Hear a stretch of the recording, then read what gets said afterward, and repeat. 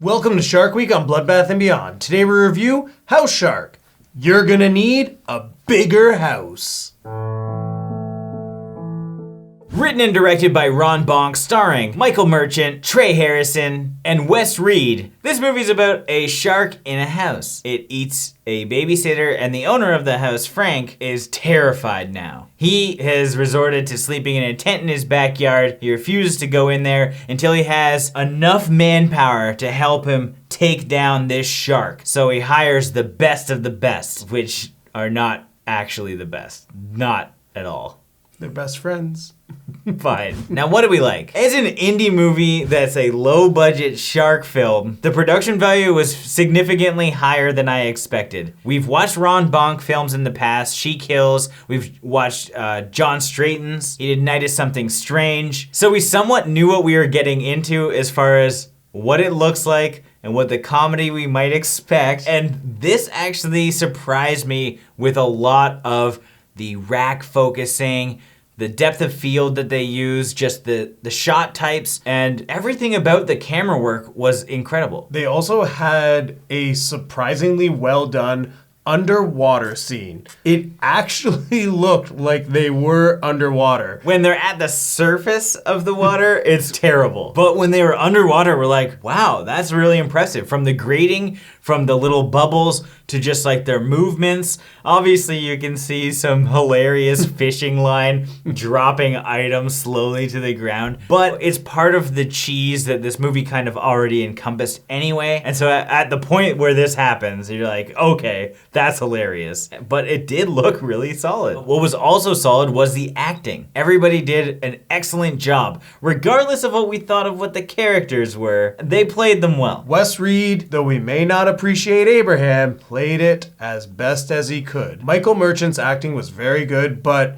to me, Trey Harrison was like the standout. In the past, we loved him as Dirk. I kind of wish he had a mustache in this one, but again, they did a good job. So the shark that they had was great. It wasn't CG. It was a full practical big ass shark that just gobbled people up as you would expect a person in a mascot shark outfit to do. And it was like a full like rubber thing. It looked both shitty and awesome at the same time.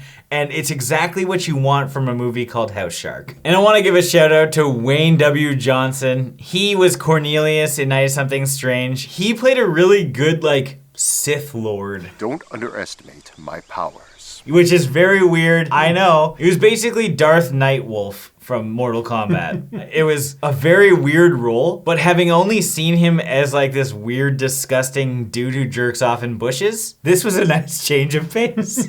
We met him once before, and we knew that he like talked like a normal dude and not like a beast. While he was talking in this film, it was kind of funny because I'm like, yo, this guy could play like Raiden. Like, the way that he was talking sounded like Raiden from Mortal Kombat more than a Nightwolf would. The Nightwolf is definitely a stereotypical Native American role, but I think he would be a great Raiden as well. Now, what didn't we like? This film suffers hugely from its length. It is a 2-hour film, and that is way too long. And because of this, the pacing is just off. It just felt like it was dragged on too long to the point that we paused for like a pee break, and it was 54 minutes in. We were in halfway, and we just thought we were getting into the final act. And we had a whole hour left. And so with this kind of length, the comedy gets tiring, the story gets boring. We know it's a house shark. It's people trying to kill the house shark. However, we have this subplot of a real estate guy who needs to sell this house. There's Abraham, the most unlikable character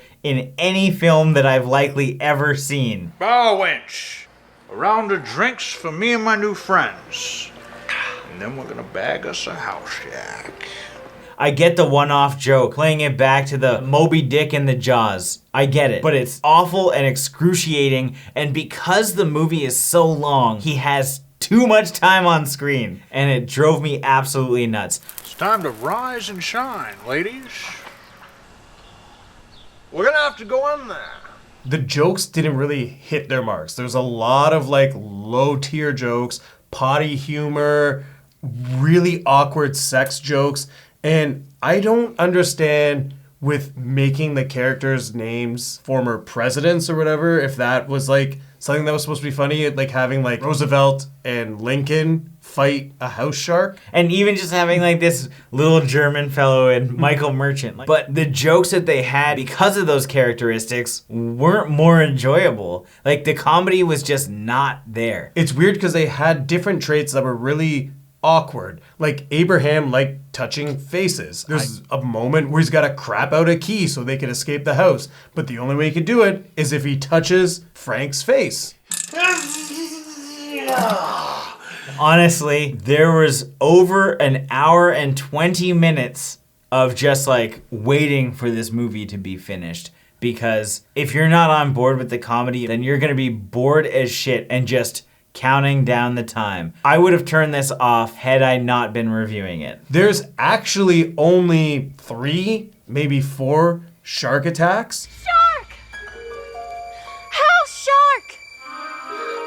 That's it. It's very much 3 characters talking to each other, trying to figure out how to stop the house shark. And because it is contained to this house, only people that go in the house can die. So if nobody goes in the house, then nobody dies. And they make a strong purpose for at least the first 45 minutes of the film that no one is allowed to go in the house. Like they put it for sale. Great opportunity for like people to be going in and getting eaten in different situations. They do it once. It's just a wasted opportunity with such a cool shark and a funny concept at least. But everything else is just not funny. And what I think happened here was that this was a bunch of inside jokes or even just being on set with a bunch of people that you're friends with and day-to-day things happen. And you're like, oh, you were singing that song?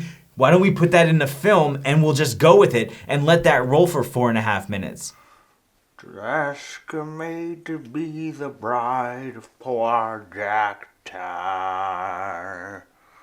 The maiden a parfait. I could be wrong. This could be in the script and maybe everything was playing to the beat. But it seemed like a lot of people had a lot of input with jokes. None of it really landed and they just decided to keep it all because it seemed fun at the time to film. The fact that Marcus Cook was on board for special effects and we only got 1 decent death, that actually pisses me off. I mean, he probably set up that sweet toilet scene. I'm going to bet that that's the only thing he did. Unless he made the shark. There are a ton of other things that we could talk about, but I just don't really feel like investing any more time into this film. So we're gonna go on to our final thoughts and ratings. I really did not enjoy this film. I was just waiting for it to end nearly the moment that it started. Which is unfortunate because I know the people involved. Like personally, the comedy was just not what I'm into. Somebody might be into it, definitely not me. And I was just so bored. If you really love that Abraham guy, yeah, you're gonna have a great time. This is 2 hours. He probably talks for 50 full minutes. And because I didn't like him, it means I did not like half of this movie at least. Like everything else I just didn't really enjoy. I thought the shark was cool, the production value is great, and the camera work was really, really well done. So there was a lot of promise right off the hop. And then it just kind of fell apart because